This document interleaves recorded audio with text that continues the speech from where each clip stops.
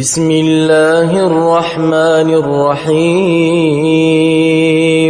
والفجر وليال عشر والشفع والوتر والليل إذا يسر هل في ذلك قسم لذي حجر ألم تر كيف فعل ربك بعاد إرم ذات العماد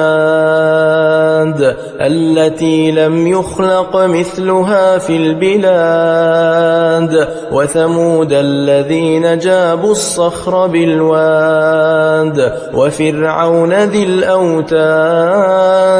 الذين طغوا في البلاد فأكثروا فيها الفساد فصب عليهم ربك سوط عذاب إن ربك لبالمرصاد فأما الإنسان إذا ما ابتلاه ربه فأكرمه ونعمه فيقول ربي أكرمن وأما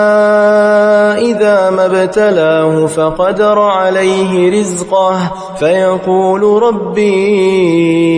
أهانن كلا بل لا تكرمون اليتيم ولا تحاضون على طعام المسكين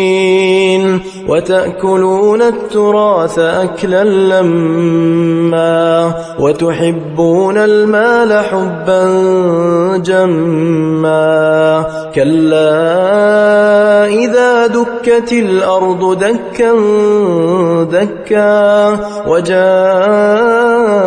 ربك والملك صفا صفا وجيء يومئذ بجهنم يومئذ